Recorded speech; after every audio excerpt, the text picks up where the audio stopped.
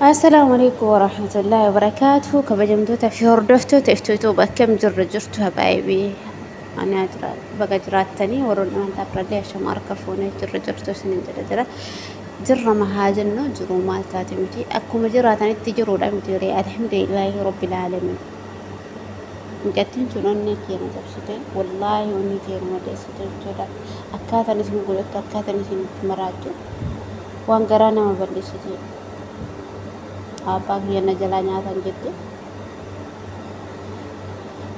isii mitii fakkaattota isillee warroota haadhas ta ilmoo malee hambisan ilmoos ta abbaa malee hambisan warroota kana hundaa rabbiin jajjabinna haa kennuufi haqqa isaanii immoo osoo jirru isaan warra isaan akkana boochise kana rabbiin isaan boochise nu haa agarsiisu. Humni rabbii jabduudha guddoodha.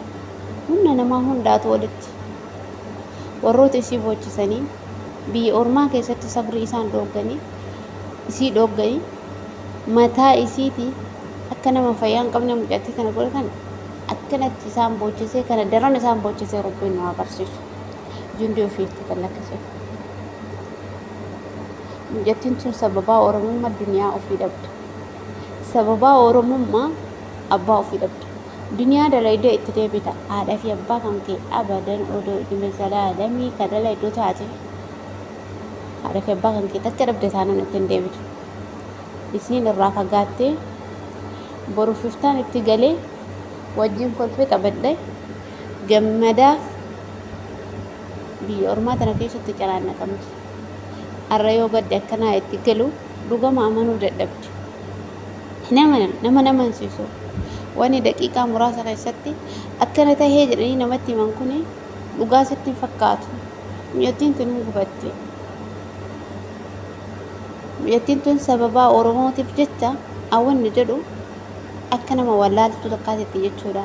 Mucattiin tun sababaa haadhallee duniyaallee maatii ofillee itti dhabde sababaa Oromummaati.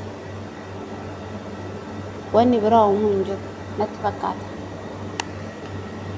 Oromoon geen mucattii tana jabeessaa qabaa sabbarsiisaa aarsaa isaan Oromoo kafalan kana adagali mucattiin tun akka fayyaa ofii hin dhabne akka miidhama ofirraan hin geenne wanni godhan silaa hin jirtu gummaa baafatu waa dandahaniimi silaahuu bara baraan ima dhumti osoo baatee gumaan tama warra biraatu baha tama warra duraatu baha.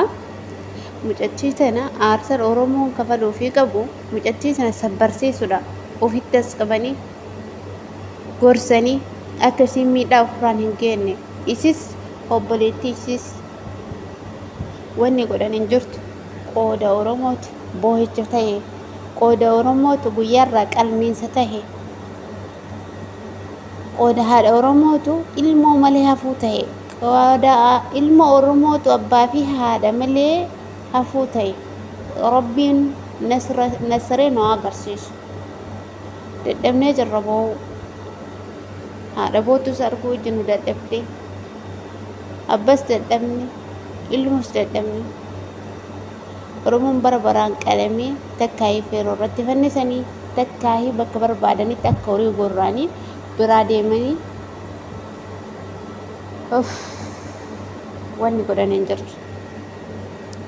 Katari wanni godhan hin jirtu. Ka du'e silaa waliin deebisan ka jiru dhaqqaba. Mucattii tana dhaqqaba. Warroonni itti dhiyoo jirtan warroonni Abu Dhabii keessa jirtan mucattii tana dhaqqabaatiin sabbarsiisaa. Biyyatti illee galtee isii iyyuuttuma dabalan.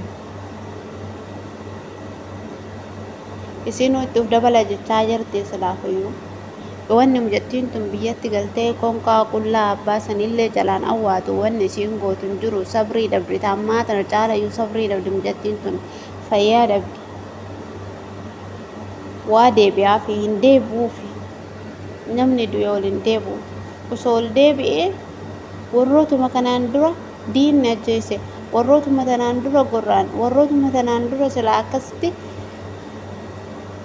miidhama irra geessanii asirraa dabarsan san ol deebisan. Namni du'e harka sababaa itti ta'a malee qadara isaati guyyaa isaati silaa du'e ol hin deebi'u. ummata kana immoo rabbiin akka isaan nu boochisan kanatti akka isaan ilmoo abbaa malee hambisanii boochisan kanatti isaan boochisee nu haa agarsiisu addunyaa tanarratti waan